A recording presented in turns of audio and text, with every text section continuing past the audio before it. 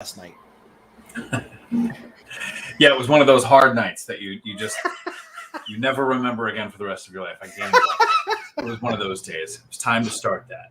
Nice. Exactly. Sounds awesome. Well, guys, for those of you who don't know us, I'm the Lumberjack Landlord, Matt, and we got our good buddy Dion Talk Financial Freedom, who is, just stay tuned, the best teacher of any and all subjects. So good to have Dion here with us. And as you guys see in the title, sorry, Crash Bros. Wah, wah, wah. It's not going very well for their narrative. They're kind of looking stupid. Only for a decade. I mean, isn't that the definition of I couldn't fall out of a boat and hit water? I mean, yeah, I mean, it's like the Peter Schiff joke of, he's called 19 of the last 2 recessions. The Crash Bros have called 19 of the last 0 crashes for 10 years straight. Yes. And every time we turn around, there's more data that says, look at how much money people lost by watching Crash Bro content. Yeah. Yeah.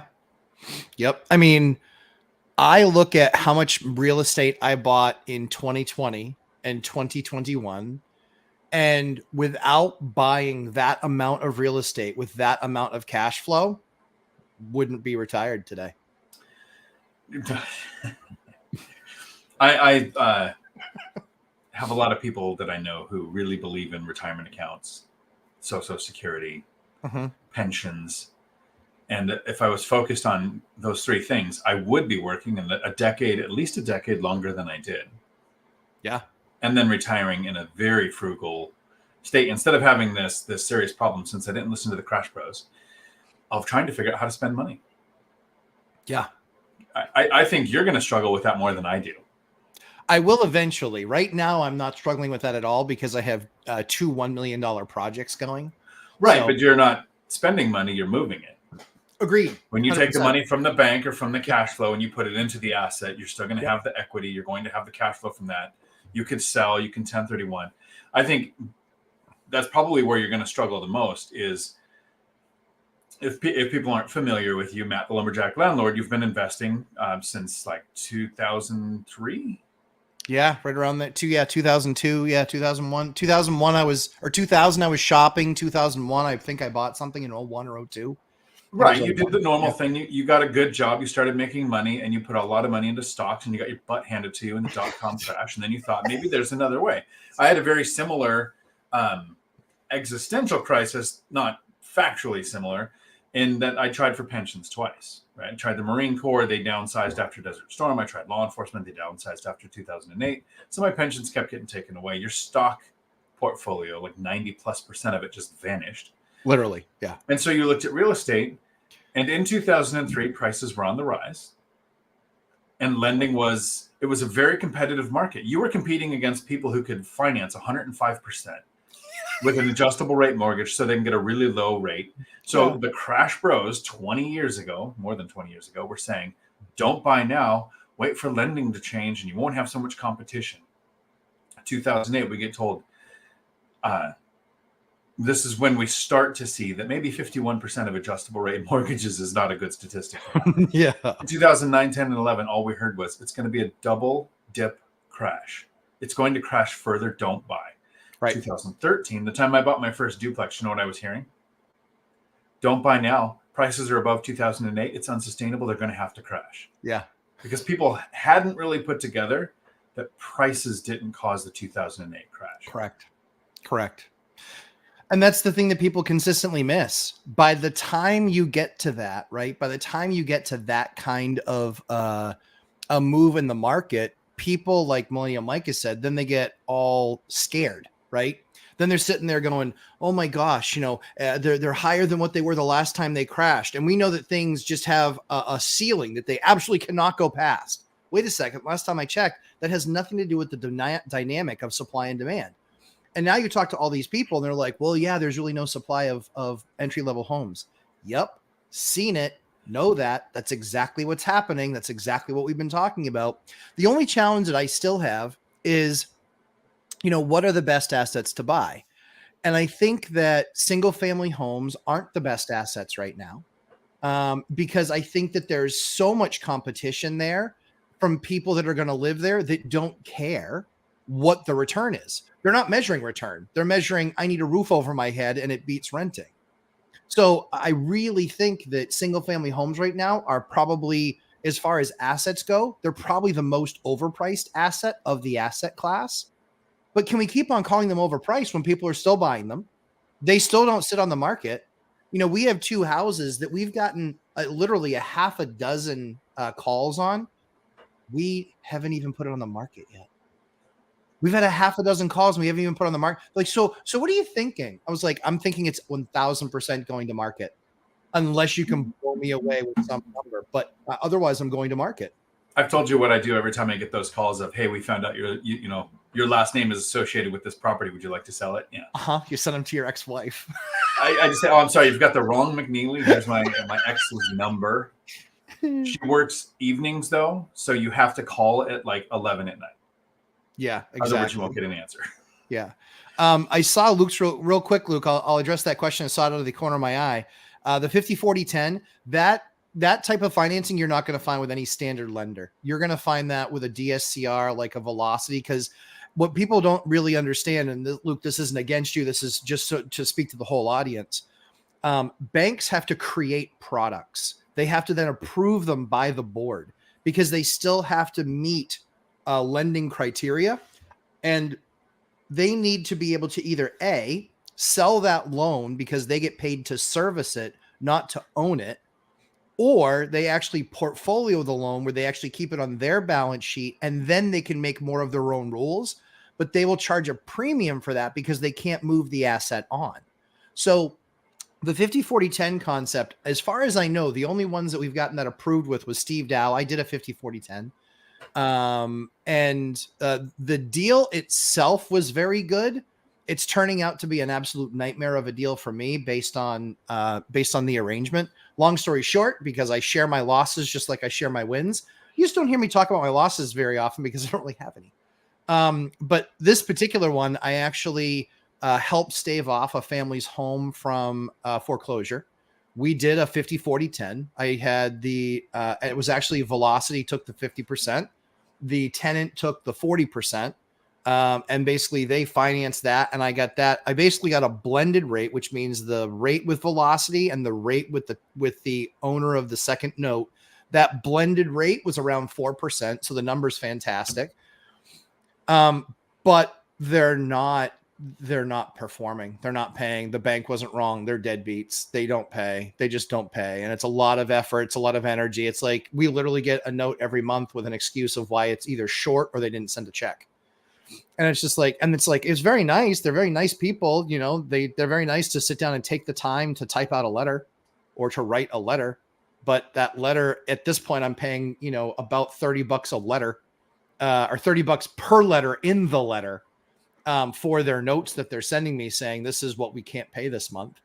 And so the nice thing is it was a good deal because I did a 10-year lease back. That 10-year lease back with minor rent increases, and I capped it. I basically put in there that it would be CPI.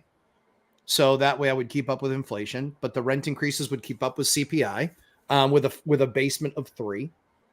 So I knew I was getting at least a 3%. Hey guys, that's how rent control works. Do you see how I did that for myself? Because it's such a horrible idea for landlords.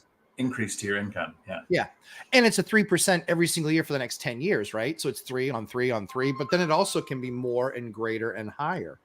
And so where we are today is the fact that I did a 10-year lease back to them. In doing that 10-year lease back to them, they've not performed, but now they are not owners. This is not a homestead. Now they are renters and it's my property. And now I'm going to have to evict them.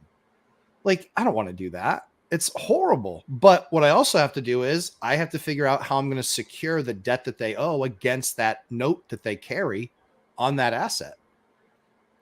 I assume if I wanted to get super nasty, I could just have I could just stop paying the first bank at 50% and then have them foreclose. And then the other note just completely loses its position. But I don't want to play nasty. That's not the idea. The idea is I just want them to pay their bill. But I'm going to have to do that. So all in all, the 50-40-10, phenomenal product, great approach. The CLTV, that's the combined loan to value deal, fantastic. However, Well, just so everyone's People are clear, just your more. issue with it is that you did the lease. The tenant. Yes, correct. It's not that it was a 50-40-10, because normally that's vacant property. The two barriers to the 50-40-10. The first one is finding the lender that's okay with it, right? You know, Stephan Dow from Velocity Mortgage has it. I think there's a couple of others. I mean, I would reach out to Matt, the mortgage guy, and say, hey, who's doing this right now? And because the really cool thing with lenders is whatever they say today is different 2 weeks from now on their own product, let alone what other lenders will do. There is not a, this is how lending always works. Yeah. An example would be the last 5 years. You can only use FHA on 3 or 4 units. You can't do less than 10% down on a 3 or 4plex, and all of a sudden a new conventional loan comes out. So lending changes often. That's the first barrier. The second barrier is you have to find a seller with enough equity to where 50% and 50% from the lender and 10% from you covers existing debt, agent fees, and any other costs that happen for the sale. Because most sellers aren't going to do a 50-40-10 if they have to write a check to sell you the property. Correct. That's exactly right. And they had some equity like most people do, right? Pretty much everybody has equity. Pretty much everybody has equity in their houses now if they bought in the last 2, but if they bought in the last 10, of course they do, right? And that's the thing is they had refied this house last, I think maybe 7 or 8 years ago, you know, and they couldn't refi with the cheaper rate because they were going through foreclosure. So obviously they couldn't refi. The bank wasn't going to let them refi. And so the bank was in it to try and get the asset back because they were just like, we can't keep on going down this path where we're going 30, 60, 90 default, 30, 60, 90 default. Then they cure it. And then it's another 30, 60, 90 default. And then they cure it. And so it'll be really interesting to see. But yeah, to your point, Dion, you said it exactly right, as I would expect you would, which is, yeah, I loved the deal. I love the deal structure. The mistake or the issue that I have was with the lease back because I leased it back to tenants that aren't paying. Right. You know, and that's, and, you know, we try and give as much leeway as we possibly can, especially in this scenario where it was their house that we did purchase from them and then allowing them to lease back. And so I was really hesitant to do anything. I was hoping they were going to get things on track, but it's been a bumpy 12 to 15 month timeline. And now that we're coming into spring and we just did a turnover on 10 units. We've got another couple coming in May. But after we've done that massive turnover, now with these like things like this, when you get that larger portfolio, it's things like this that then get your attention where it's okay. Now let's try to address this stuff. All right, we'll jump in real quick here. Let's do our hellos. Hey, Frank, good morning. Howdy. Luke Devine, good to have you here. Chester from Wealth Building Journey, good to have you here as well. Oscar, good morning. Ninja Vanish, good morning. Bill, good to have you. Marina, hey, Marina, I hope you're doing awesome. So good to see you. Let's see. Dion, I know that guy from somewhere. Old guy REI says, I think you're talking about me. I borrowed 105% of my first single family investment property. Sorry for the crash. Yeah, Frank? I think Frank and I have both said we're very sorry we caused the crash because I had done the same thing. I had to refinance out to pay my extra portion of the equity through the divorce with an adjustable rate loan, more than the house was worth. Right. This is why lending was so easy. And anybody saying right now, I hope that there's a crash. Remember, after the crash started, lenders disappeared. They did. People don't get that. They don't get it. And you could only have 4 loans in your name, where right now you can have 10 before you have to go to anything like DSCR, asset-based seller financing, or anything like that. You have 10 conventional loans in your name. But that's going to go away if a crash starts. It absolutely does. That's what people don't get. Like they think, oh, I'm going to super expand. Not unless you have literally all cash. Or you've already got, and because you know what else happens? There's so much money out there. I was talking to a private lender yesterday. Not that I needed the money. It was much more about, I always contact people. So if I do need the money, it's there. And so he knows my business. He knows how I invest. He's more than happy to underwrite one of my deals and charge me 11%. But he's more than happy to do that, but it's keeping that relationship going. That way, when the time comes, this is what people don't understand. When that time comes, I'm not just another guy looking for money. I'm a guy that he's talked to. He knows my business. He's seen my success. He's seen my numbers. Then it's just going to be a matter of, hey, let's take another look at the numbers just to get them updated. And then it's something we're going to have happen in literally a day or two. Like that's how important and powerful that is in building your network. And Dion and Frank, I don't blame you for the crash. I appreciate you actually. The reason that I appreciate this happening was because I created a ton of wealth in that crash. I had to weather it the first couple of years, but the next 3, I weathered it nicely. I was out of bankruptcy range that's where I was hanging out. It's tough to make a $21,000 a month nut when you make $6,000 a month. That is a tough number to get to. But yeah, I appreciate you guys. You guys helped make me the wealthy person that I am today. So you'll get your thank you cards. Sean Holder, good morning, Ned. Good to see you, my friend. Let's see. Chester says same thing happened with BRAC. Yeah, base realignment and closure back in 2005. Correct. Luke, we had talked about that. You want to know how you make a bunch of enemies? You go to a BRAC meeting here in Washington, and you support the closure. You just say something that sounds like, oh yeah, I think it would be great. There would be property values would come down. People would be able to afford houses. Traffic on I-5 would be amazing because you wouldn't have all this base traffic we're always dealing with. That is how you ostracize yourself from an entire city. Because remember, people don't like to talk. We're at a meeting where almost anybody had nothing to say. Yeah. People like to disagree. So I threw that out during a BRAC meeting. And then all of a sudden, the laundry list of reasons why the base should stay here came out. And I was like, oh, my work is done here. Everyone hates me, but my work is done here. Well, it was funny because we actually had an Air Force base here, probably about 15 minutes from where I live. And it's where all the troops come over and land when they come from overseas. And so it's the only one that can take the big DC-10s and things like that need that extra mile of runway because they're so huge and they're carrying hundreds of troops. But that actually, when that base was put on the list and then it finally closed down, that nuked our area and that area for about 10 years. We saw 5,000 families leave. And so that blew up the area. But what's crazy is you look at it now and it is stronger than it ever has been before because private industry came in. They took all of that land. They took all those buildings. Now they're all expanding because all those businesses have worked and they've worked well. And you know, what's an Air Force base? An Air Force base is meant to be its own little world. So you have everything. So it basically became, it's actually one of the top trade ports from a flying perspective. We still get our troops in here, which is awesome. Love to be a part of that. But yeah, it was amazing to watch. But to your point, yeah, when a base leaves and they get everybody, that's a scary thing. That was a horrible thing to watch and watch all those families go through. But they all knew that they were going somewhere else where they were going to have a home.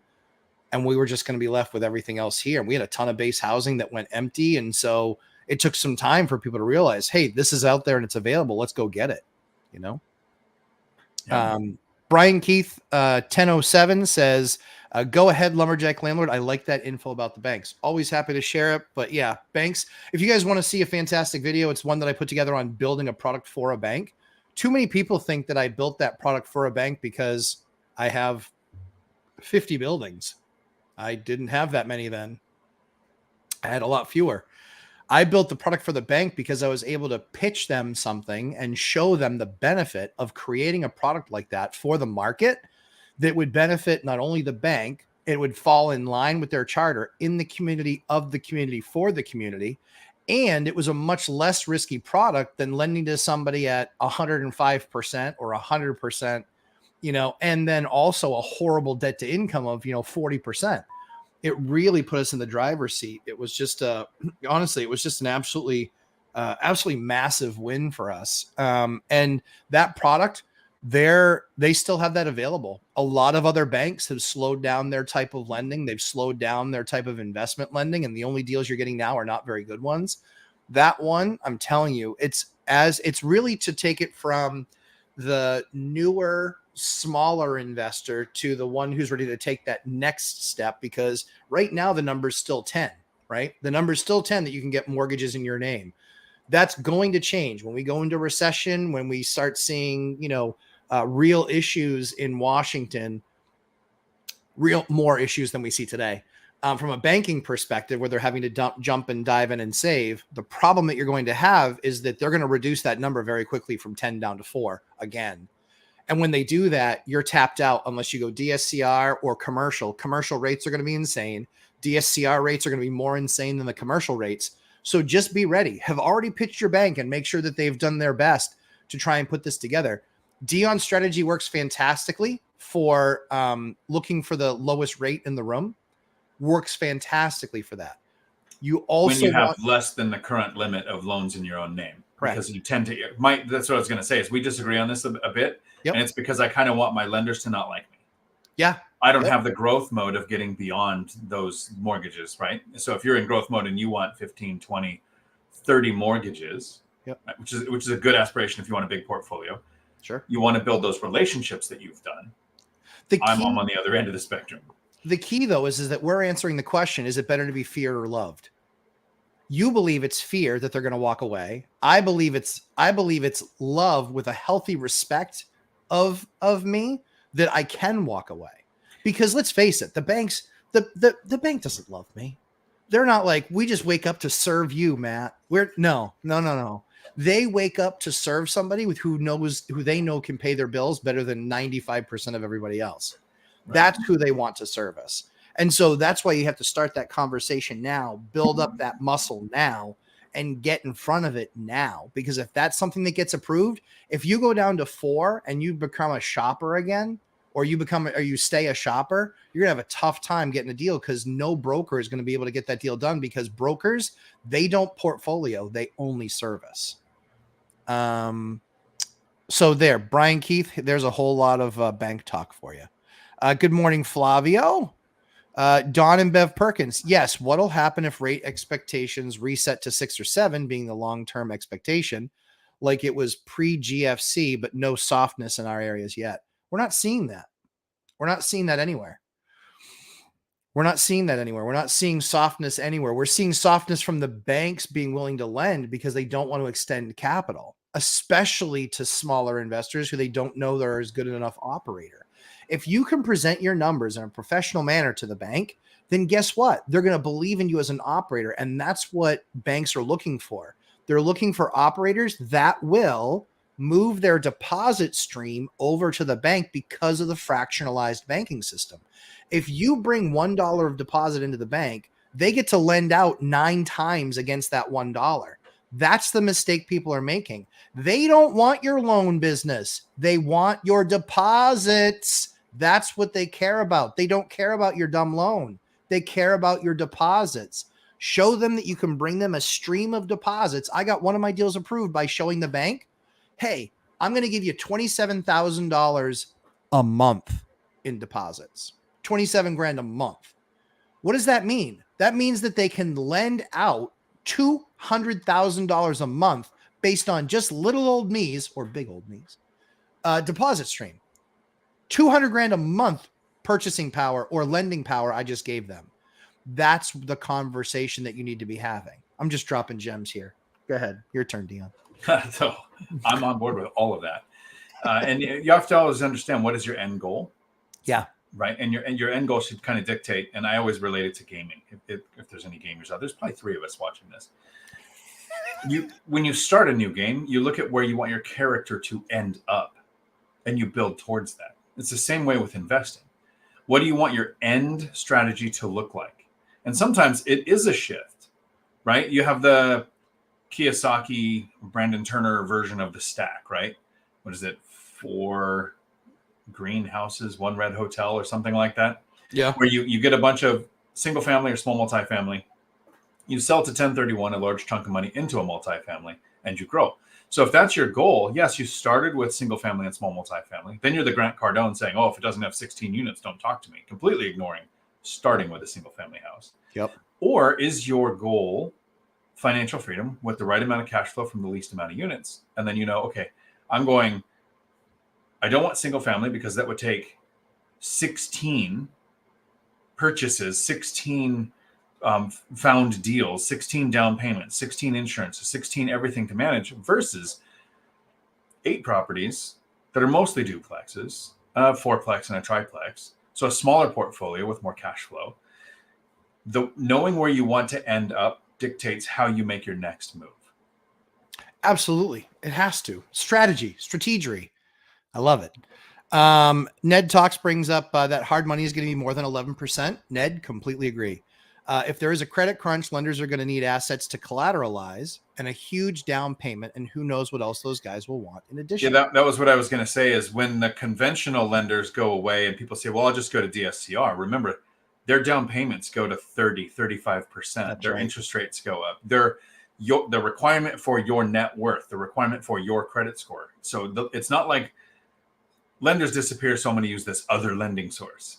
It's when conventional loans are very easy to get and have a good rate, DSCR lenders have to lower their criteria to stay in business. When conventional loans disappear, DSCR loans say, oh, there's added risk. Here's the things we need you to do to mitigate that risk for us. Yep, absolutely 1000% agree.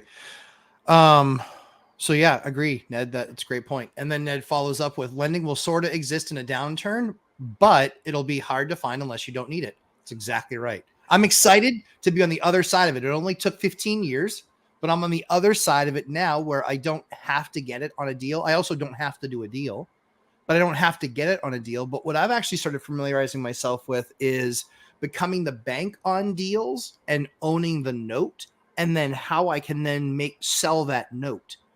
And so I've got a couple notes now that I own on properties that I had well capitalized and then I sold, where I don't mind it's actually kind of cool. I mean, one of them pays me about $5,500 a month on the note. And I don't have to do anything. It's just a note. I'm just the bank. I heard that they had an issue with the door. Okay. Don't care. It's not a you issue, right? Not a me issue. I'm a bank. Consider me Bank of Matt. Yeah. Not a thing, but love that the way that deal worked. Brian brings up a great point. There are some issues in Florida with insurances now. I would say there's some issues in Florida with insurance. Like I like cake. They're massive issues they are literally taking single family homes and making them uninvestable. I've seen the numbers. I don't see where people are able to make single family homes that they're buying now in Florida markets have any level of return with the new insurance rates. Because, when people are looking at it, they're saying, oh, I'm making, $150 a month or $200 a month or $250 a month. I've seen insurances go up $150 for a month or $200 in a month because now it's in this new adjusted plane, for flooding. So, dude, no, thank you. Dion, I know you look in Florida.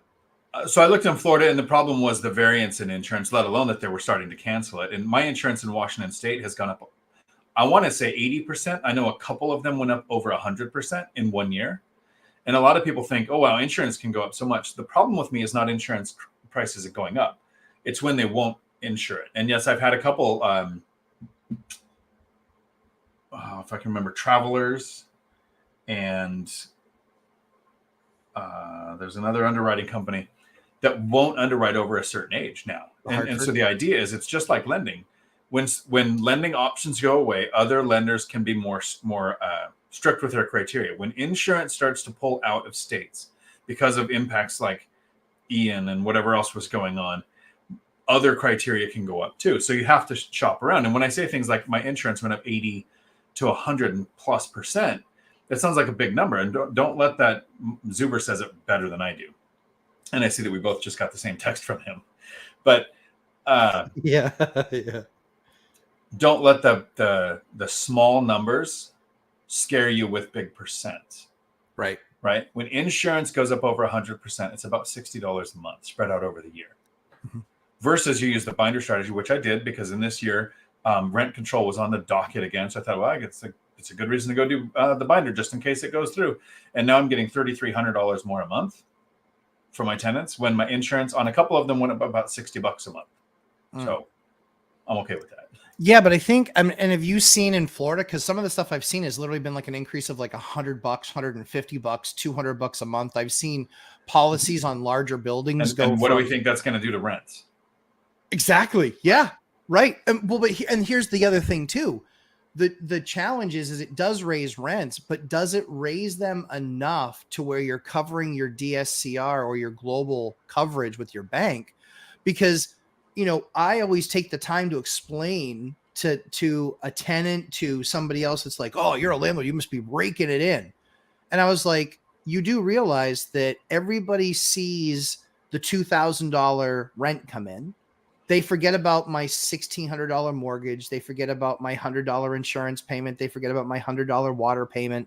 They forget about the fact that I just had a tree go down and that just cost me $1,200 to take care of a tree. Well, okay, so $100. Was it that one at the police station? It was another one, actually. Oh, okay. Yeah, we just got a foot of down too. We got a foot of snow and a couple. Yeah, that one did come down. Both of them, actually. Okay. I was like, hey, while you're there, take them both. There you go. So, and then the city was like, well, we're not really sure. We really don't want that other tree coming down. I said, then you're going to need to find a way to resurrect it from the dead, because that tree is deader than dead, and it's only going to fall on somebody. So nugget for anybody having worked as an arborist.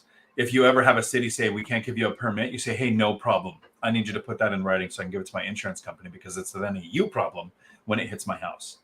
All of a sudden you have a permit. Dion was here. That was something that we talked about, because I said to him, I go, I feel like this part of it's dead. And he goes, nope, if you follow it down, this part's dead and this part's dead. He goes, you have what's called a cambion layer. The only part of a tree that's alive is like the outer exterior inch and a half or so.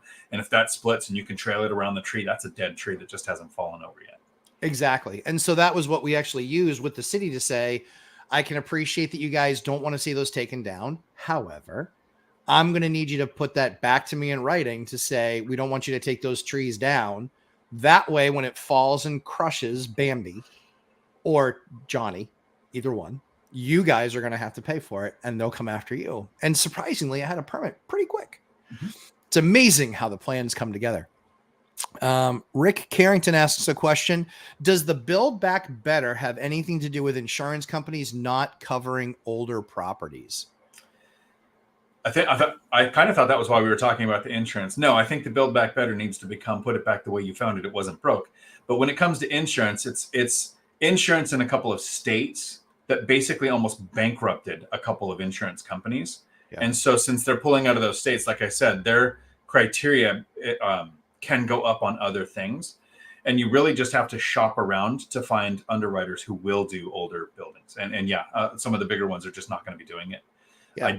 I haven't seen the level of intellect to put together a conspiracy to say, hey, if we stop allowing insurance to insure older buildings, people will build new builds. I mean, it's a train of thought, but I haven't seen anybody in power with the ability to think that far. Yeah, it'll be interesting to watch, because I think one of the things that's actually happening that we see in some of the older markets where a majority of the housing was built before 1979, we are seeing a lot more push on the lead stuff, and the EPA is putting task forces together in certain cities where there is a high density of older buildings. I know of a couple. They have put together task forces in those cities to crack down. That's going to be a problem, kids. That's going to be a problem. We've actually set up to send our people to trainings to do something called RRP. It's something we're going to cover in our lead course. We're not going to actually teach the RRP, but we're going to teach her the concepts that they cover in that RRP, so people can sign up for their stuff locally. Nothing we're going to offer. But it's going to be critical. If you have older buildings, there's talk that they're going to require a lead safe certificate for the insurance. There's talk that banks will even stop lending on some of these old properties or properties with lead paint. Now, is that here? No, they haven't done it with asbestos, and asbestos is far nastier than lead, in my opinion. But lead is far more common in areas that, kids can get access to it. But I'll save any editorializing on that topic, as you will need to see that in the lead course.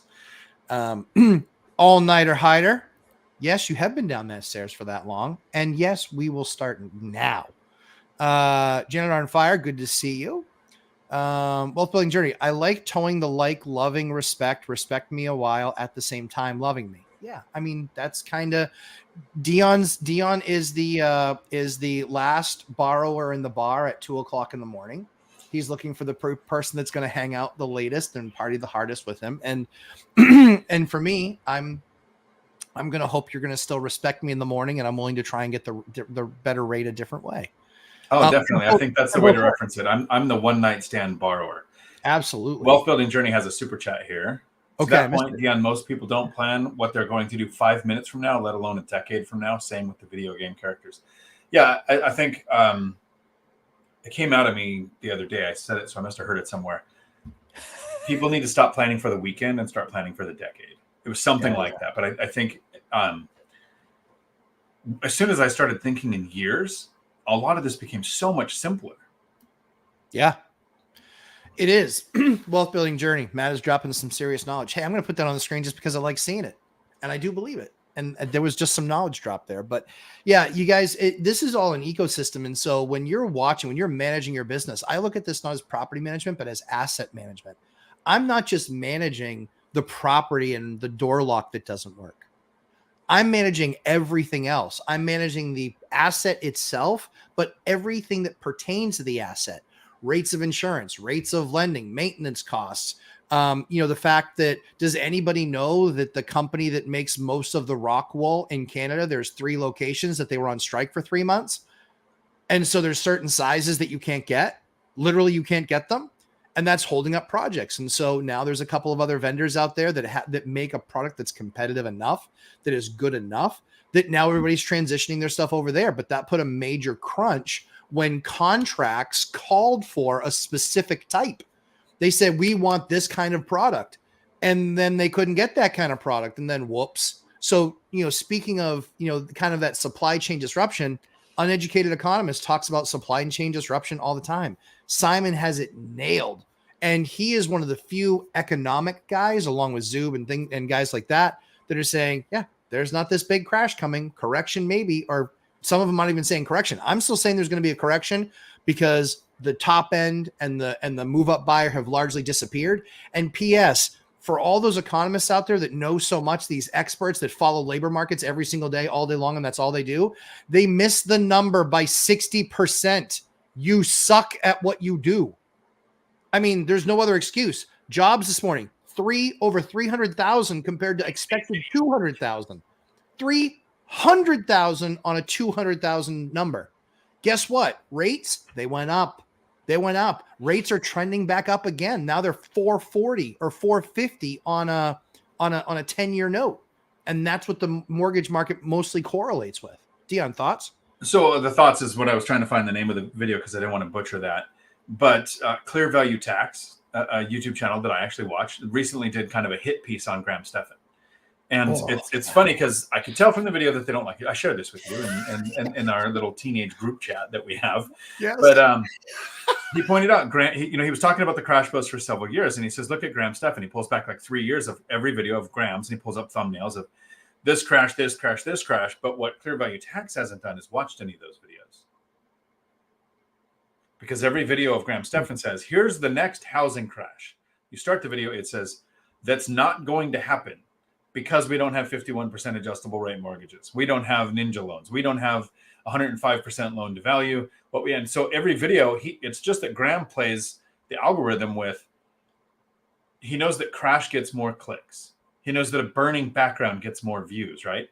And so even the people on YouTube here in YouTube University saying there isn't a crash coming have to, we have to put out an image going, here's the housing crash for 2024. And then we can put out 10 to 20 minutes of information on why it's not going to happen. Other words, it doesn't get watched because people want to see the fear, the confusion, the FUD, the thing that sells, the clicks and the views. So the crash bros that actually do spew the fear are getting the most views. And you can look up any one of the channels that has real estate crash in it, and they'll have hundreds of thousands of views on each video of people looking for an excuse to not take action. Yeah, I agree. T asks a great question. What are your thoughts on the NAR settlement and how it will affect buyers? I think it doesn't affect buyers at all. I think it affects real estate agents the most because I think that the ones that aren't very good, that aren't hustlers, that don't have a track record, that don't show a long list of wins, they're going to be relegated to a lower rate. I think that's what's going to happen. I think the only confusing impact that's happening right now is that people using the VA loan, there's actually a requirement through the VA that the buyer can't pay a commission. Yeah. And with the NAR settlement, it basically says that's who's paying the commission, even though the buyer has always, since the dawn of time, paid the commission for a sale. Yeah. It comes out of the financing amount that you're bringing to the table and doesn't go to the seller. So it looks like the seller brought that money to closing, but it's just money they didn't take away from closing that was brought by the seller. So now that's the one thing I'm interested to see how they resolve, because the VA doesn't move quick. I've fought the VA on several things running that CDL school where they literally go, this is going to hurt veterans and it's our policy.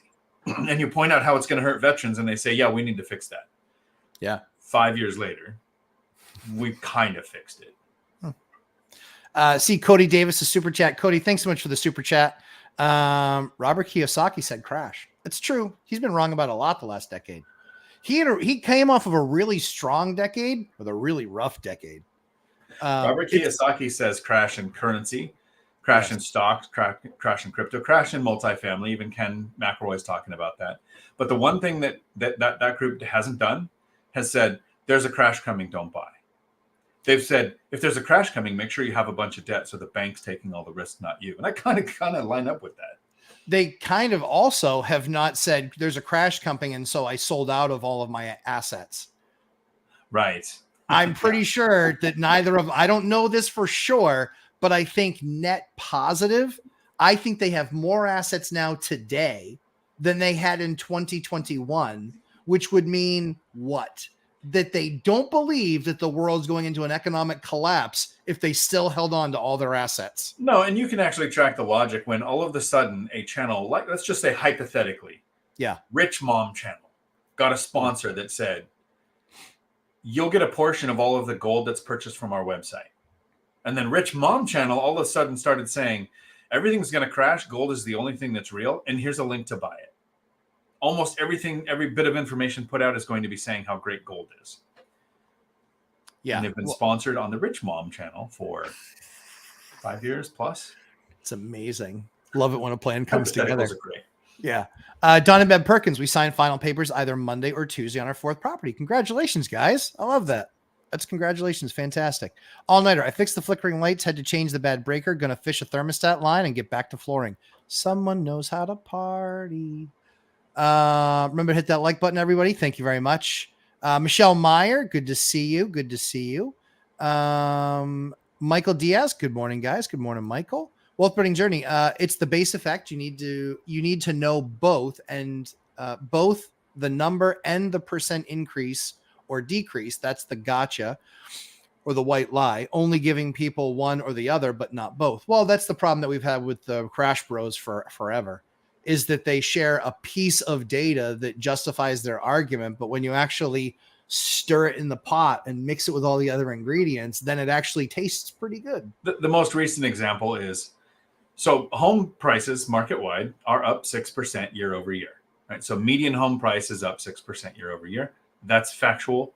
But when you go, new home prices are down, right? And the crash bros are right. They were actually able to point out factually new home prices are down, so the market is crashing. That's the part where they were wrong. They're building smaller homes. Right. When you sell a smaller home, you're going to sell it for less than you would if you built a larger home. So they point out the fact, new home prices are down, and then they stop talking about that. I thought Dion was going to break out with a, can you smell what the hawk is cooking? That's what I thought was going to happen right there. I literally started doing that. It was really fun on some of my job sites. I'm completely obnoxious. Everyone knows I'm on site now. No, I don't make those the rock jokes. I just make the John Cena jokes. That's why I've got the picture of him right back here on the wall. I can't see it. Oh, because you can't see him. There you go. Dad joke for the day. Dividend Dave would be proud. I might disconnect you for that. I wouldn't blame you. Ned Talk says tort reform is needed to fix insurance issues in the Gulf Coast, but politicians' elections are on both sides are funded by law firms. True story. I wonder why changes aren't being made faster. It's shocking, isn't it, Ned? It's almost like when I say maybe you don't need an LLC for your real estate, but the people pushing for LLCs are the attorneys and CPAs that get paid to set them up, maintain them, and file taxes on each one, and that are then required to be used if you have a lawsuit because you can't represent yourself. It's so weird that the people who benefit from that are going to make it be that way. Kind of like Congress being full of people who own real estate who keep making laws that benefit people who own real estate. It's just so weird. If I hadn't been told, I wouldn't have believed it. What's really hilarious is, so I was in one of the building departments in the last 10 days, we'll say, And there was a lawsuit for for code enforcement against a landlord. This is a landlord who is a slumlord. He just is a slumlord. That's what he is. That's what he does. I've tried to buy a couple of properties from him and he got cold feet at the last minute. He should have. I was absolutely stealing them. And so I'm going to go back for a bite at the apple at that, but I wanted to wait until after I knew he was getting he was in the fining process. So I was waiting for him to get fined, because if he sells it, then the fine goes away. Poof. What's really cool about this is, so then I talked to the code enforcement person and he's like, yep, you'll see the decision. It'll come out in court, blah, blah, blah. So check it. Sure enough, the guy gets hit with a fine, and the fine is sizable. The fine's $20,000, $25,000. It's a big fine. But here's the most interesting part. Dion, how was the guy holding his properties? And probably in an LLC. And what did the town do when he saw that he was putting them, that they were in an LLC and that it was a single person or married couple entity in the LLC? They either disregarded the entity or pierced the veil. They pierced the veil. There you go. And now the LLC completely useless. And guess what? He's now personally liable for the fine. So that didn't work out very well. I hate to get on that soapbox, and so I'll keep this to less than 20 seconds. Look up the video with David Green on how he got ripped off on 50 properties. Because they were in a LLC, the loophole that existed for him to lose the properties to that theft was because of the LLC. Off the soapbox. Listen, we've been telling you this for years. And more importantly, we live it. Mine are in a trust. They're not in an LLC. I have far more control over them being in the trust. You know what you have to have? Good insurance. I have good insurance. Good insurance. Good insurance, leverage, be proactive, actually take action and fix things in a timely manner. I'm absolutely a fan of the trust, right? If I cared about my heirs, I'd have mine in a trust too. But like Julie said, my next ex-wife hasn't even been born yet, and she's going to get everything in 1975, so it goes to her. So this is how I motivate my kids to be self-productive, even though they're going to each inherit millions of dollars. Well, the big thing for us is, yes, we have it for the kids, but it's more, believe it or not, I have it set up that way for myself and for Ashley, because if something ever happened to me, she could actually still pay the bills. She could still, because it's a trust account. Right. If something happened to me and they were in my name, she wouldn't have the ability to go in there and pay the bills on them. She literally could not touch the account. And so you want to make sure that it leaves you legal. And Dion, I know a bunch of good ideas. There's a list of reasons why I don't have an LLC. There's a list of reasons why it's single Dion. Yeah. They're not good reasons. Don't listen to any of them. They just work for me. It's understood. Ned Talks. Rumor has it that the House of Reps has been told by the governor in Louisiana, if they push through tort reform to fix insurance and other issues, the governor will veto. Oh, I'd love to see him try and veto that. But Republican have a supermajority, I think. So I wonder what happens to a governor who said he'll fix the issue. If he publicly vetoes the solution, then the bill gets voted in again by the tards, who like the fact that he fought the Republicans, even if he lost. Because remember, if you're not familiar with voting, a veto works if you have 51% of the vote. It doesn't work if you have the supermajority, where there's a certain percentage you have to hit, and then even a veto gets overridden. That's right. Yeah, it's not going to go well for him, is my prediction. He better get better strategists on his side. Josh Burdick, good morning. Good morning, sir. Ned aren't being made faster. Yeah, for sure. Wealth Building Journey. This is hilarious with the WWE reference. Oh yeah. I got the corporate elbow. I got it all dialed in. Yep. You can smell what the hawk is cooking. Oh, absolutely. I'm talking to a couple of jabronis this morning. It was absolutely fantastic. And Ninja Vanish, revocable living trust makes it easier for your loved ones if something bad happens. Exactly right. That's the way I have anybody. Problem solved. Yeah. We need to find what actually works for selfish bastards. We need to find, what that program is that really is the best way to hide stuff there. It's still exactly. Ben Fopel. Hey, y'all. I just finished Matt's course, but quick clarifying question. How do you guys pay contractors? A third, or half, or something else? Great question, Ben. So it really depends on the contractor, and it also depends. Great question, Ben. It depends on the contractor, and it depends on what your arrangement is for materials. A lot of times the third is because they're having to buy materials up front, and then they want a progress payment for labor, and then they want a progress payment or the final payment when they're done the job. When I'm buying all the materials, I buy all the materials, have them ready there for them, and then I go half, and then I go half. So I go half and half because I'm going to pay them when the rough inspection passes, and I'm going to pay them when the final inspection's done. That way I'm not too far ahead of them. They're not too far ahead of me, but I've already bought the materials, number one. Number two is I saved all the markup on the materials. And just so you guys know, most of you probably haven't heard this, but the markup on materials is anywhere from 10 to 28% for a contractor. I ask them every single time, I don't mind you guys buying the type of, I just had this conversation with my electrician, one that's doing a big job for us. It's a different one. We haven't worked together before, but I know of him in the field. And I said, this is all that I'm going to provide for material. He goes, oh, okay. And I said, but I'm not going to provide the staples. He goes, just curious why? I go, because all you guys are weird and you like different kinds of staples. I said, I'm not going to do the wire management stuff. He goes, okay, why? I said, because you guys all use different wire management stuff. So I don't mind you guys paying for all that little stuff. Don't mind. Because quite frankly, the bill, even on this size of a job, it might be $1,000 or $1,500 worth of mini stuff or little stuff. Don't really care. The stuff I care about are the panels, the breakers, the spools of wire. That's the big, or the service outside, the meter sockets. That big stuff is what I care about because I will work somebody over on the price. I will buy something used if I need to. I will buy something that's an open box item. I will buy those types of things to drastically reduce my price. And just as importantly, not have to pay them a third up front. Because when they still ask for it, well, we still want you to pay a third up front. For what? You're not buying anything. I'm not paying you a third up front. I'll pay you half upon rough and half upon finish. And you even I literally just put it in an email. I'll make my first payment. You guys can bill me. And somebody just billed me. And they had just passed their rough inspection. He goes, we just passed our rough inspection. Here you go. I agreed to it, signed it, paid for it within 24 hours. All done. And he'll get the next one when he passes and completes the final. So Ben, great question. Sorry I didn't put that in the course. I need to add the main thing to take away from paying contractors is you want to either keep a carrot or a stick. Yes. Right. You don't want to pay 100%. You want to make sure that, and I always attribute this to Matt, the lumberjack landlord, when I say this on my channel. People do what is inspected, not what is expected. Yeah, for sure. So you set up a time to say, this is when you can send me the video of the completed work, or when we can meet at the job site and go over the completed work to do final payment. That's the first version. The second version that I do, because I have this special handyman that does great work, but the reason he's a handyman is because he'd never show up to a regular job. The consistency, he's supposed to be here today, I think, is if it's done on this day, there's a $500 tip. After that day, every day, the tip goes down $100.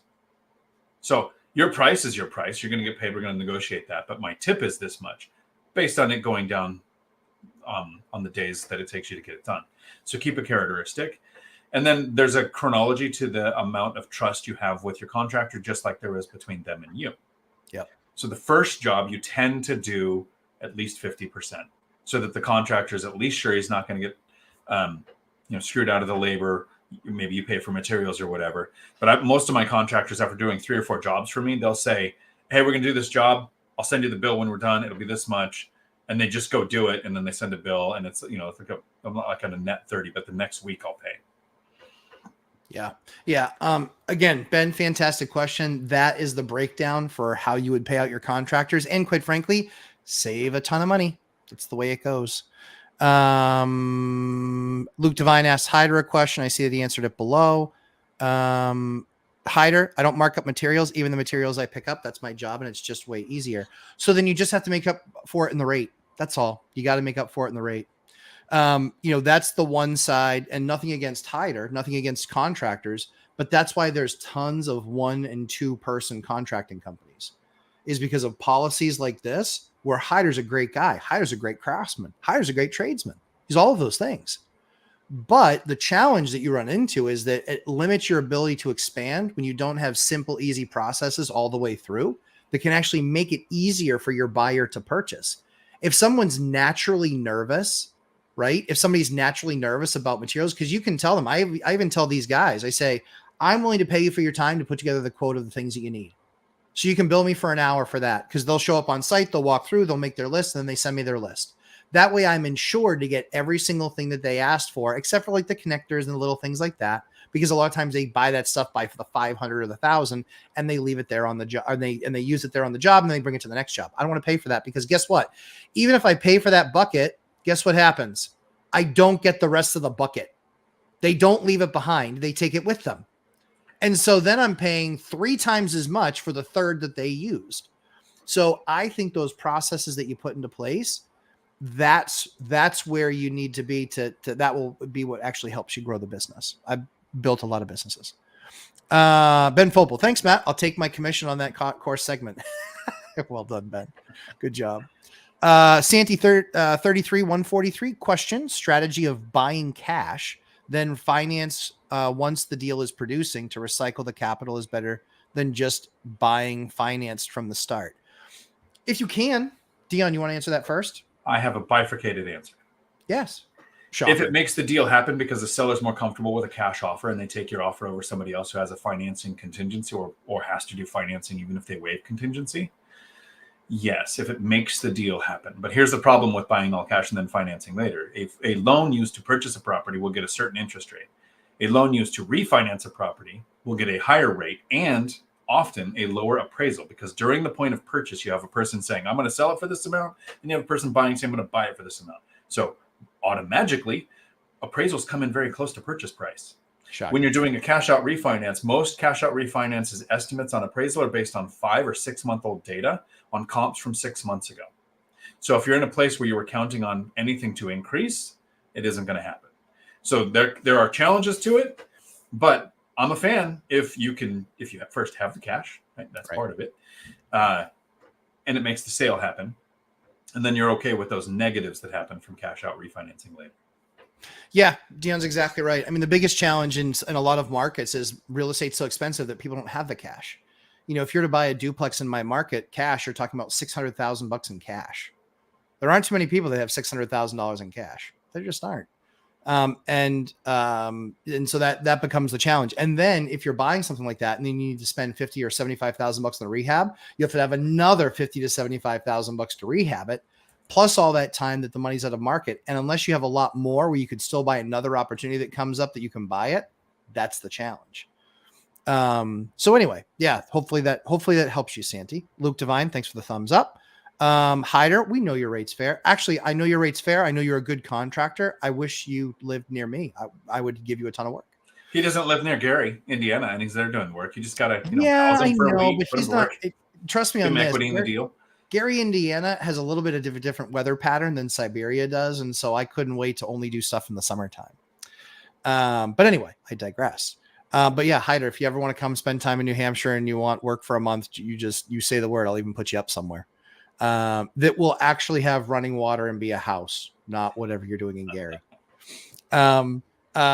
Santi, but is financing no refinancing? I can transfer to an LLC and financing it. I don't know. I'm not doing, we just covered LLCs, roll back a little bit in the video, Santi. I wouldn't be worrying about LLC and moving it into LLCs. I don't understand why people are thinking that, because unless you actually have real partners, it's not your wife, it's not you. Like, it actually, you guys have 2 separate financial lives. Unless you have that, you're going to be really, I mean, there's just no justification. States aren't stupid. If code enforcement can figure out how to pierce the veil in that entity, any town, any vendor, any attorney, any of these guys, literally Google pierce the veil near me. Well, and you will find 10 attorneys that can do it. Go ahead. It was 2, but I invest in 3 now. They disregard entities. They use the 1996 IRS precedents that all sole proprietor LLCs, which means you or you and a spouse, are disregarded entities. They don't exist. And when you're sued, all of your LLCs are your assets. But that's not the problem. The problem with Santi's thing is it makes sense when it makes the deal happen. I'm a fan of it. But when you put the property in the LLC, it increases the risk for the lender. So your interest rate is higher in an LLC than it is if it's in your own name. And then let's add to California's new law, that the House bill, whatever that's in there right now on the new rent control problems and that don't impact you if it's in your name, don't impact you if it's a duplex in your name. It only impacts you if your properties are in an LLC or if they're multifamily above duplexes. Yeah, you put a lot of problems in your path that you don't need. in the case that we just fought with somebody in the state Supreme Court, they actually had to write a long justification document properly to the court of why their LLC wasn't being represented by an attorney. And you have the new tax code from this year that started, or reporting thing with LLCs too, where it's a $500 per day fine. And yeah, no, that's if you started the LLC this year, right? I would have, I don't know, since you figure since I make content, I should go research that and know it. Yes. I think it's if you started the LLC this year, it's $100 a day fine. If you don't have it wrapped up by the end of the year, then the fines start taking place. But we have to do that because we started an LLC last year and then really started, right? Yeah. Yeah. And then really started operating in it this year. So we have to go through that process, which is this quarterly thing, which is kind of a little bit of a nightmare. But yeah, that's literally on the docket, top of the list next year. I tell you next week, I mean. Santi got a 125K below market in Miami with that strategy. I love that. That's fantastic. Yeah, that's the point where the cash offer is, if it's what seals the deal, I'm absolutely a fan. Yep. I purchased this place cash, the one that I'm rehabbing now, because cash did it and it was a burst. So I don't have hard money. I don't have a timeline. There are times where it makes sense. I'm definitely not putting it in an LLC, but I might do a 50% LTV mortgage when I'm done. Maybe. It just depends. Do I want hundreds of thousands of dollars to goof off with and spend on stupid things that the tenants pay off? I don't know. Yes. Ned talks, does using a construction loan on the front end change the appraisal in that prior example? I know that sometimes Matt's approach. Yeah. So the best thing about the construction approach is they do an as is and an as complete. So what's really interesting is you can do the as is with the as complete. That gets you the number that you need for your down payment, for your deposit, and then for the construction funds you're going to get. What most people don't know is that those construction loans, look at the fine print. They are very often, I can't believe that nobody knows this because I don't think anybody does. But I'm the dork who's read that. And most of them will actually say in there that this, and the bank policy is that appraisal is good for 6 months to a year. My projects are done within that 6 month period. If that appraisal is still there and what the number is, I can actually, if there was extra equity left and now the project's done and now it's rented, I can actually get the remainder. I can actually, on that deal, I can pull any additional equity out of that deal, not up to the 20% or 25% that's the space needed that you have to have equity. However, you can also potentially recast the debt. More importantly, you can then pay to refinance it. But a commercial refi is like $4,000 for the appraisal. It's not worth it in most cases. However, I have done a construction project where they said I'd given them a budget. They came back and they said it appraised for 605. We're willing to give you I think it was like 420. Yeah, I think it was 70%.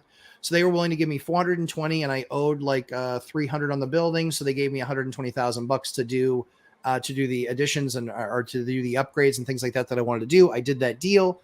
And then went back to them at the end and said, hey, I didn't use everything, but they're like, well, yeah, you can still pull the rest of that because we only care about the 70% LTV. So I put $30,000 in my pocket because I'm an amazing project manager.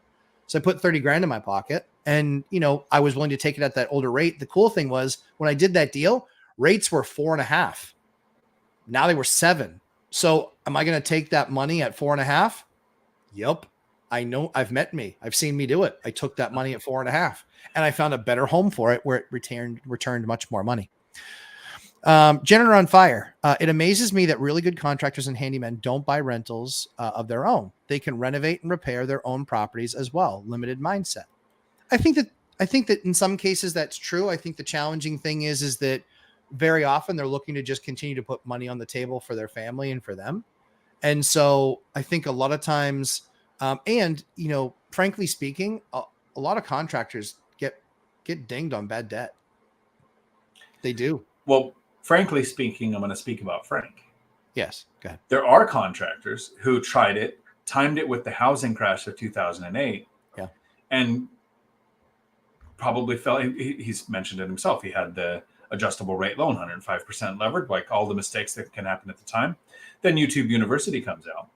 Right. People come out, start putting out content on, hey, here's a safer way to do it. Even you survived the 2008 housing crash, and then it kind of took a few years for you to see Michael Zuber and me talking about I use Section 8 as a diversification strategy. Yeah, it's a headache. It's got some problems. But 1/3 of my units in that keeps me fairly stable when something, because you had almost 100% of your tenants were in the construction field and the construction tanked.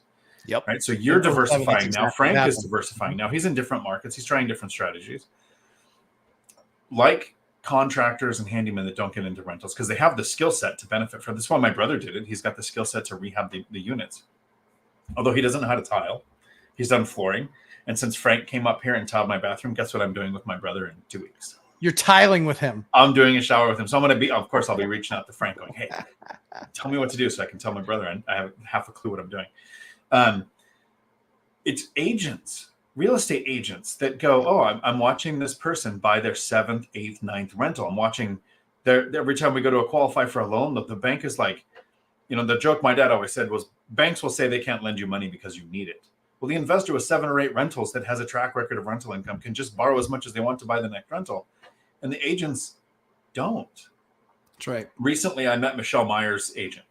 And super nice, great agent. Like the way she negotiated the deal. Like this is an agent I would want to use in the future, right?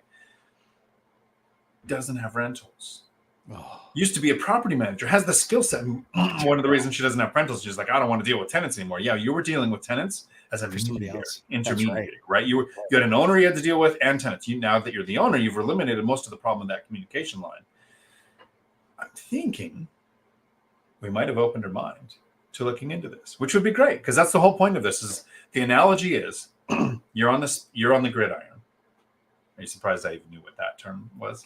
I'm kind of shocked. So you're in the sports ball stadium out there on the field, teaching this is how you optimize, this is how you rehab, this is how you negotiate all of the things you're doing. Michael Zuber's in the stands with all the millionaires saying, here's all of the paths to it. And I'm in the parking lot with the drunk tailgaters going, it's possible. Do you know what the most popular video on my channel is right now? How to retire early.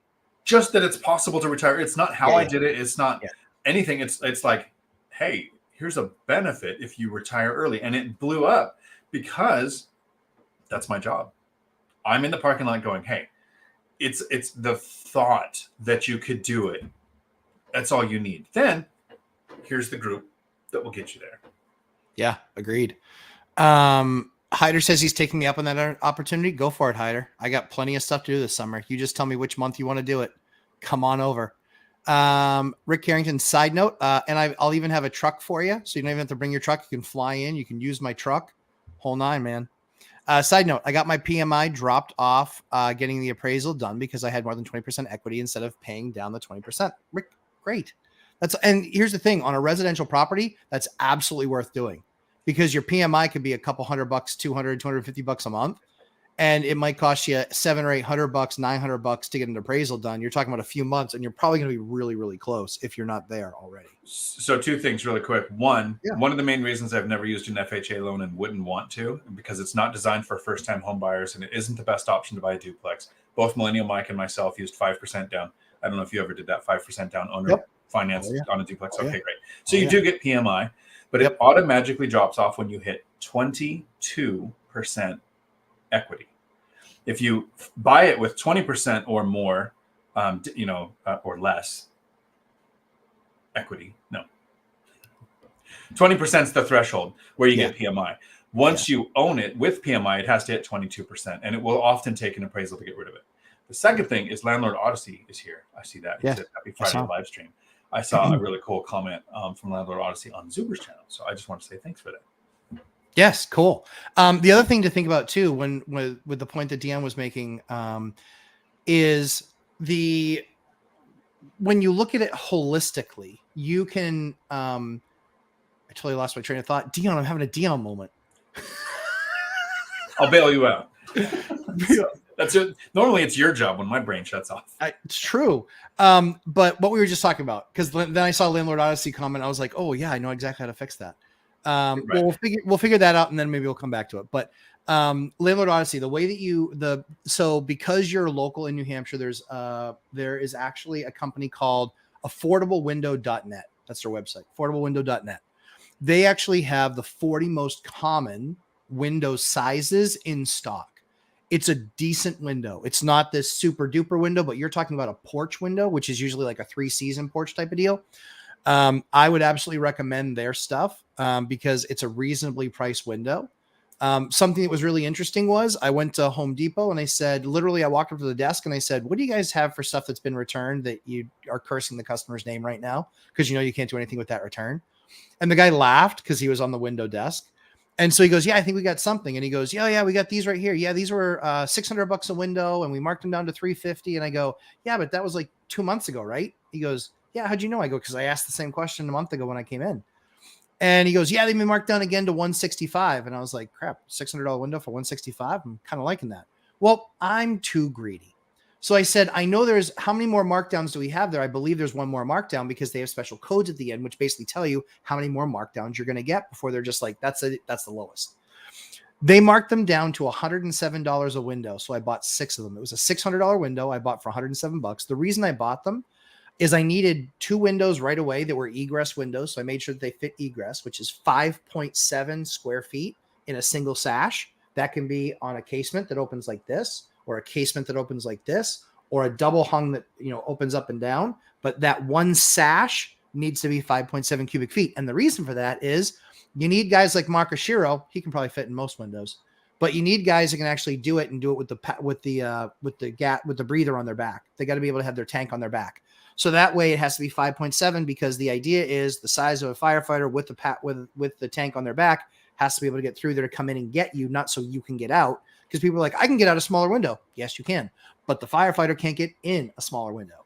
So they want to make sure that they can smash the window, come in, and make sure that they save you. So was able to buy that entire stack, 6 windows. There were 20 more. He goes, are you going to take the other 20? And I go, not yet. Now I'm finding a place for those other 20 because I can save myself $500 a window times 20 windows. I can save myself $10,000. If I don't need them, I don't need them. And I'm not a hoarder. So if I do end up wanting to get them, then I can do that. But Landlord Odyssey, that is the answer to your question where you can find windows that will likely work for that porch. And then Hyder, yes, looking forward. Oh, yeah. So Hyder, when you get here, yes, truck, sleeping arrangements, and you won't need to carry in the area that I put you. You'll be safe. But he'll still carry because he's not stupid. Yes, that's fine. Yeah, you can still carry. And the best part about New Hampshire is that we don't care. We don't care. You're good. Happy Friday, Lumberjack and Dion. Thank you, BF. All-nighter. That transparency rule is already being challenged. Yeah, that transparency rule is a joke. I just remember to hit the like button. Friendly reminder to everyone else here. Hit the like button. Thank you, guys. BF. Howdy, all-nighter. Landlord Odyssey. Second question. Please remind me of the heavy-duty gutters you recommend to install under slate roofs so snow doesn't destroy them. So the thing is what you mostly want is you want usually like an industrial gutter, like a 9-inch gutter. That's usually what you want. You want a bigger, heavier gutter that has better attachment to where it's all about attachment. It's all about attachment. Yeah, it's all about attachment. Santi, a property about $80K below market due to my lawyer told me it looks some red flags, but I think it was just a fast wholesale deal that some got. They make me use their closing company. That's typical. 3-day inspection, typical. I told them no due to I need my closing. Not sure if I make a mistake. I've done fast deals before, but always do your due diligence. The due diligence that makes you feel the most comfortable.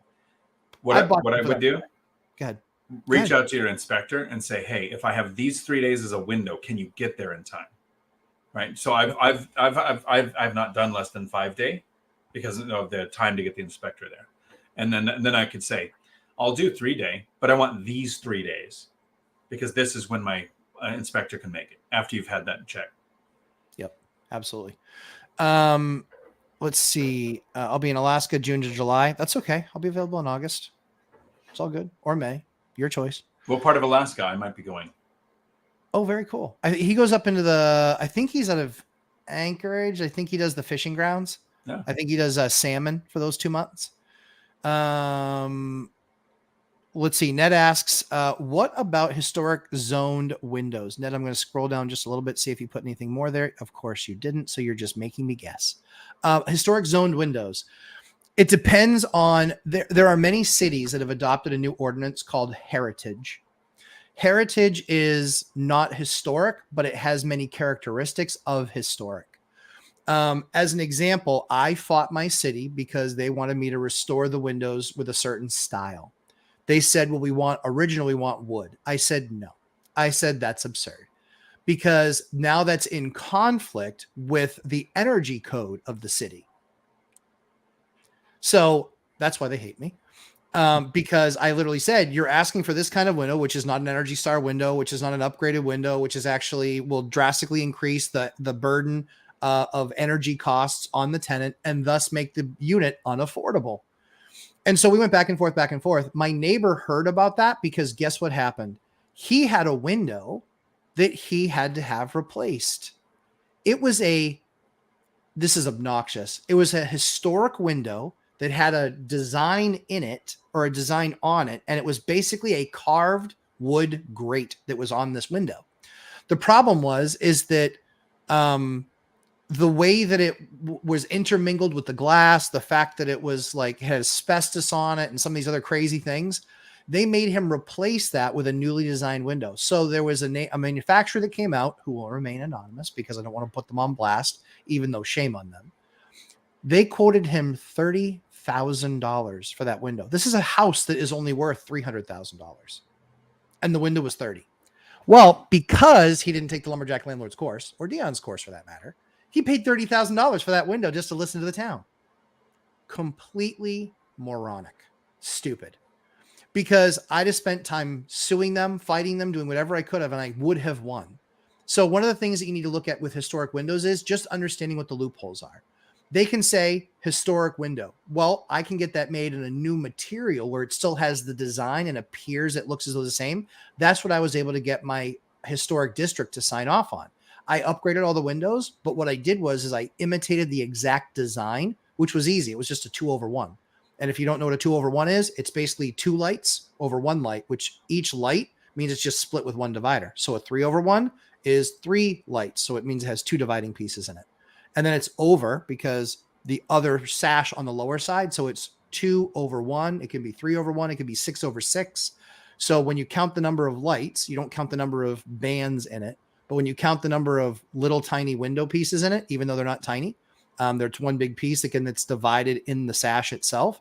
But when you look at that, that's how you talk about windows. They can be a 2/1, a 3/1, a 6/1, a 6/6, whatever. There's your windows in a minute.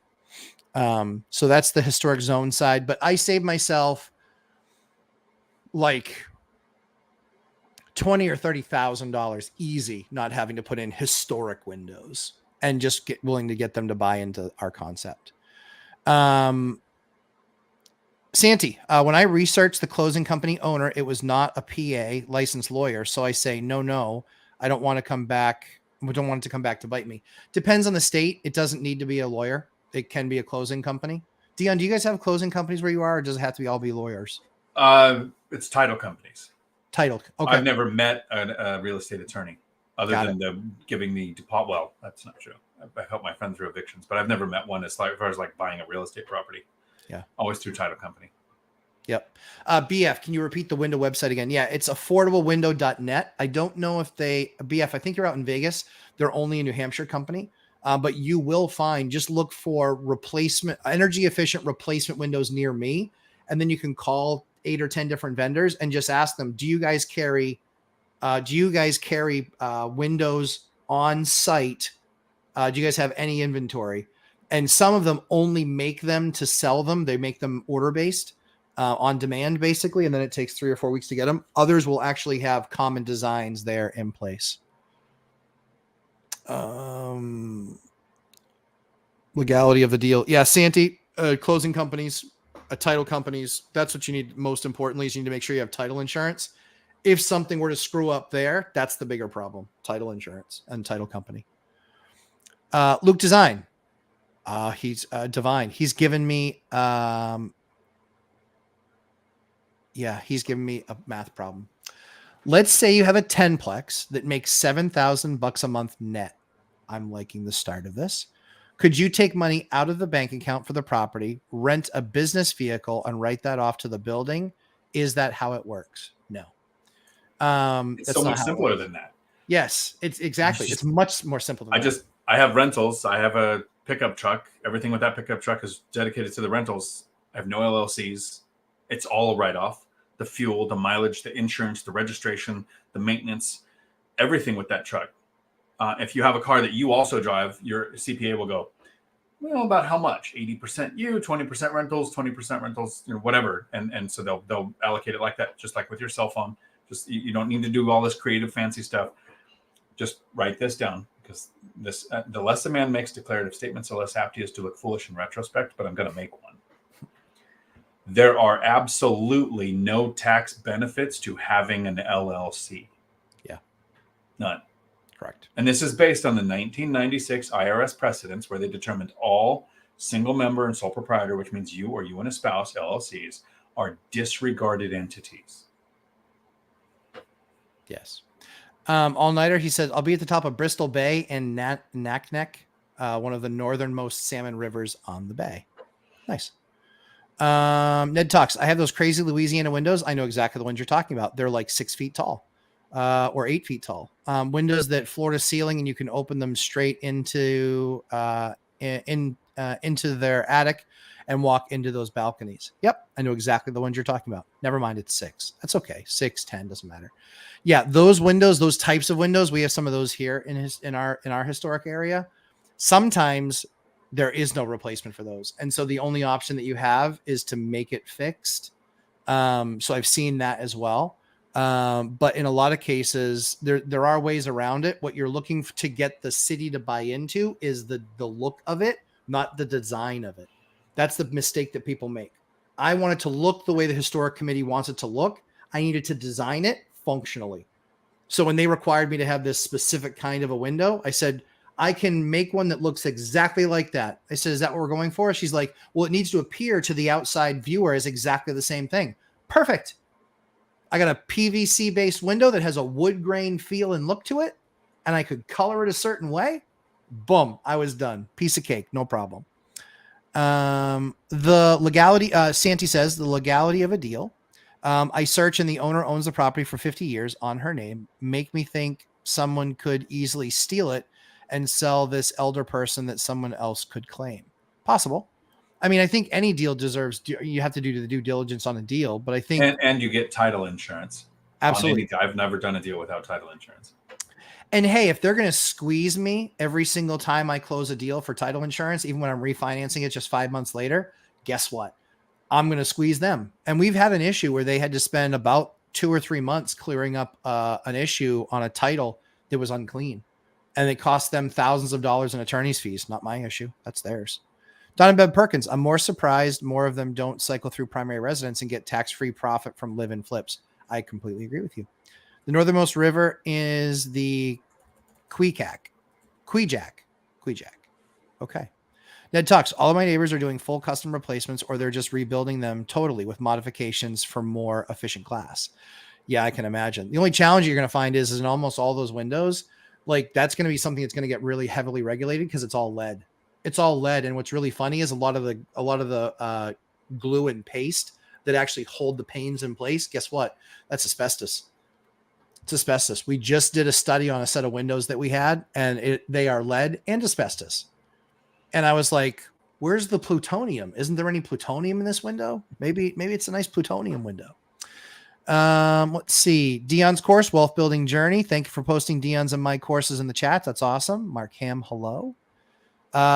Santi in Miami. Very cool. Pro tip. Don't get into the title business. My public service is complete for the day. Thank you, Ned Talks. That's true. That is a nasty business. That's a hard pass for us.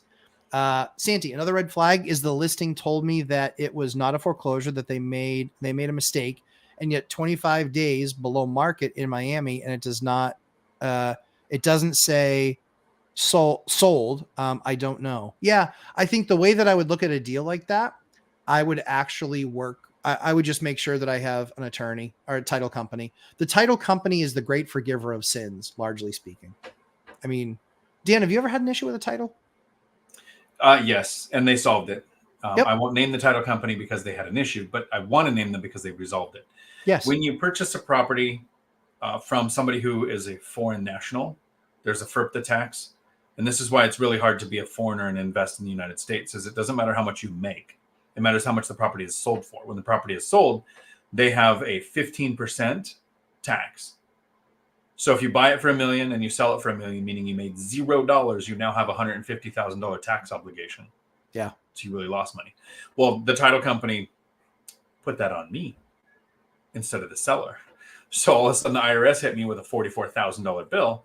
And so I brought it to title and they said, oh, no problem. It took them 8 months. And yes, every time correspondence came, I would send it to them and go, hey, it's more of you problem. They fixed it. So always title. And yes, they will resolve it, right? Yep. Because that's what you're paying for, is that really what you're paying for when you have an attorney or a title company do it is we don't know all of the laws and regulations and might not have the attention to detail to do everything right. So we pay them to do it right. And then we have the insurance to cover it when they don't. Exactly right. Rich Hilarious, LLCs help with offsetting W-2 income with business expenses leveraged with debt. There's better and easier ways to do that.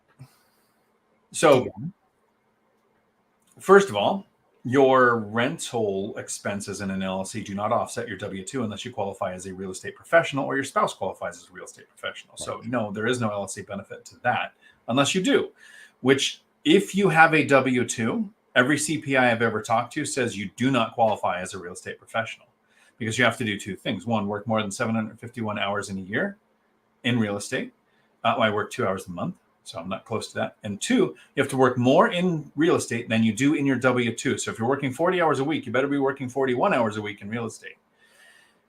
Unless you're Matt and you have a spouse who works in real estate, doesn't have a W-2, so you can qualify as a real estate professional, and then you can do cost segregation studies to really offset your W-2. But none of that required an LLC. True story. We did it this year. Yes and no. You can, if you start like a cleaning service and you put it in an LLC and you operate at a loss, you can do a K-1 and you can offset your W-2. Like there are a lot of tax strategies. But since real estate is earned income, it's considered passive income by the IRS so that we get to do things like use write-offs. My cell phone is a write-off. 100 square feet in my house is a write-off. Everything that you can write off in an LLC is a business expense. There is not one thing. There's only one thing in an LLC that is a tax write-off that I don't have. The cost of the LLC. You get to write that off. So you pay your hundreds of dollars to save 30% of that off your taxes. And every situation is unique. You might be in the one situation where your CPA says, hey, if we had an LLC, you can do this magic thing over here. Yes, absolutely. But not for the average person buying rentals and working a W-2 job. It's true. It's true. Clint Perry, plutonium is in the water. That's probably true. Actually, thankfully, we tested it. It's not. We're good. And that was a new line that actually was drawn, but it was checked. It certainly wasn't for a lack of checking. Ned Talks. We owned a title business for, I want to say 15 years. I think we had to only pay out twice. Dion, it's true that you cannot start drinking. You can't drink all day unless you started drinking early. Unless you start early. Yes. I'm sorry. I'm pouring some water. Yes. Here. Just ignore me for a second. Exactly. 9:30, Dion. But it is 5 o'clock somewhere. Second glass. I'm pretty sure that's in Portugal. But Ned said that basically only paying out twice in 15 years, nuked multiple years of income. Yeah, that's a problem. Mark Ashiro, good morning, sir. Don and Bev are traveling to Anchorage I heard Alaska in May, not June or July. Yeah, he's going in June or July. I'm saying that if Haida wants to come here in May, or it is still cold in May. Yeah, if you want to be warm enough, yeah, you're going to have to come in August, and that's fine. And then Rich Larry said, I'm not talking about rental income. Sorry, no problem.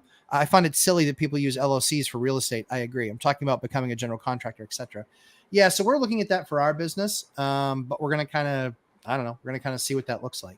Ninja Vanish gifting one Dion Talk Financial Freedom membership. That's always awesome. If you guys aren't a member of Dion's channel, I highly recommend it. He does some awesome stuff in his members only group, not his only fans, but his members only homes. Only homes. Perfect. Yes. Only homes. Yep. There's some dirty stuff there, but nothing that can't be taken care of without a power washer. But Dion, any closing thoughts? I know we went to about 12:30 my time. I know you're coming up on your time that you need to jet. So Any closing thoughts, Dion? So first, Richalarius. It is right. Yes. Like I said, if you have a cleaning service or contracting, you can offset your W-2 with that. I just talk about the W-2 thing versus real estate and then kind of separate out the LLC thing because it doesn't have the benefits people expect. And Ninja Vanish, thank you for gifting the membership. Every Tuesday at 4 p.m. Pacific, I do a live stream that generally lasts a couple of hours. And then this Tuesday at 6 p.m., not this Tuesday, probably this Tuesday. This Tuesday, there's a membership meeting at 6 p.m. because it's the 16th. I'm presenting somewhere on a Tuesday, so I won't be able to do it that night. But we do 2 a month, and basically we look at deals. The reason we do these as memberships is because if we went here on YouTube and you saw 30 people on Zoom and we were looking at emails, would you stay? But if you know the point is to open an email from an agent, to go to the listings, and then to go through the stream of consciousness thought of an investor. What would we consider? In what order do we look at it? How do we look at, is this a deal that needs to be looked at deeper, or is this a deal that we just dismiss? That's what those members meetings are about. So look to see you there. We will be doing one this Tuesday. Always look forward to it. Brett Beastbower, hey, how are you? And old REI guy, Frank, thanks so much for the $5. Looking forward to the tile videos. I know, right? I'll be at my brother's house. And the reason I can do it there is because if I mess up, it's his problem. Exactly. Exactly. Yeah, he calls you and goes, my floor's all rotted out. What'd you do? I got to steal the line. My bad. But yeah, all good. So guys, thanks so much for coming and hanging out. And no more burrs. Yeah, I want to do construction. I want to do construction deals. The burr is dead. The burr is scary. The burr has too much risk inherent to it. So be talking to your banks. Be talking to your banks about one thing and one thing only: construction loans for rehab. Be talking to them about that. That is absolutely how you're going to crush it. Or you can be lazy and buy without ever doing a rehab. I refuse to endorse that. And I broke your brain. Yeah. 12 years in, I finally did my first That's my first cabinet. Yeah. Not doing it. Never again. This created, I'll know soon, because I'm thinking about doing the cash out refinance for 50% LTV when I'm done, so I'll be getting an appraisal. I'll know if it created $200,000 or $300,000 of money that just didn't exist last year. And see, this is Dion breaking. Still not going to do it. Yeah, it's Dion breaking my brain another way. He's saying no to an extra couple $100,000. And what good is money? Oh, you're killing me. You've heard me make the sports ball reference, right? I know. Yes, I know. It hurts. It hurts me in the heart and into the head. It breaks my brain. But it's like, yeah, you find those deals, and like to your point, I mean, when it's all said and done, you're going to have created probably $200,000 or $300,000 deep, maybe even $400,000 worth of equity. Like effing hell. If interest rates drop, I will have easily created $400,000 worth of equity. Yeah. I'm doing a deal right now that I believe could possibly create $1 million in equity. One deal. Not worth it. It's just not. I would have spent this entire winter in Thailand goofing off on beaches, scuba diving. You'll spend the entire next winter goofing off in Thailand. It's not like Thailand because I tried the burr and didn't like it, not doing it again. That's why I'll be the next winter in Thailand. Why would you trade? Millennial Mike and I are going to buy something in your name and then do a big burr for you and then be like, here's another $300,000 in equity. Tell me no. Why would you trade a good year of your go-go years? Yes. For a bad year in your no-go years, no matter how much money it creates. But was it really that bad? I miss naps, Matt. It's funny. This is the conversation that usually happens after we hit stop recording on YouTube, and we're just we're done talking to each other out with YouTube. Let's just pick on each other now for a minute. Exactly. I'm just like, oh, it just hurts my heart so much. This hurts my heart so much. I want you to be able to spend more time over in Thailand and spend even more money. Like with what you could spend over in, like, if you went to Vietnam, you could be like a king in the hills for like 3 months. That's what my floor guys do. They come there. I mean, you're not a king, but you live like a king in Thailand for a couple $1,000 a month. Yeah. So I don't need $20,000 a month right now. I'm trying to figure out how do I spend it. Yeah, I lose. I don't want to invest it. I don't want to. That's the hard part. That's because when we're in growth mode, I totally get it. We are constantly broke from day one till financial freedom. Because every penny that comes in doesn't mean we increase our life. Doesn't mean the newer, bigger truck. Doesn't mean the better vacation. Doesn't mean we actually start dating. It means more money came in to invest and put to work. Yeah. At some point, Mm-hmm. flip the switch. Matt, there's a switch there. It's hidden. It's buried. It's on the other side of that retired thing that you've got going on. I know now. where the switch is, and I won't let anybody go there. Yes, it's safe in Thailand. It's absolutely safe in Thailand. It's Thailand's very safe. The population is about 50% Thai, who are amazing people, and then 50% people traveling. So the country bases most of its income off of travel. So the places that you go, you're absolutely safe. Yep. I was safe in Colombia. And everybody when I went there, everybody said, "Oh, you're going to Colombia, all the bad things that can happen." I'm like, "Yeah, my friend's kid was robbed at gunpoint in Tacoma while I was in Colombia." So bad things can happen anywhere, but yeah, absolutely safe in Thailand. I believe there are parts of the Philippines I'm going to travel to that people are telling me to see if there's a couple that you're not supposed to go to. I have to do the research on which ones those are. But it's like when you come to the United States. Can you walk in Washington State and be safe? Absolutely. Would I recommend doing it in Seattle? No.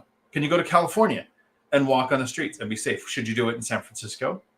Or if you were in the 90s, would you do it in Watts or Compton or places where there were just high crime rates? And no matter where you go, there are safe and unsafe places. I didn't feel unsafe in Thailand, even in Bangkok, which is like the bigger Los Angeles of the Southeast Asia or wherever it's located. And the rats are this freaking big. Yeah. Well, I mean, they have plenty of food to eat. I mean, the only place you really have to avoid in Thailand is Adam's Apple. That's the only place that you have to keep an eye out for. And 6th Street in Pattaya, but that's just a personal warning. Exactly. Guys, we always try and create great content for you. Thanks so much for coming and hanging out with me and Dion. It was a fantastic, fun Friday. We'll keep doing these on the regular. Hope you guys have an absolutely fantastic week. And Dion and I will see you in the next one. Last thing for all nighters, if you can't tell, it don't matter. It does matter. Bye, guys.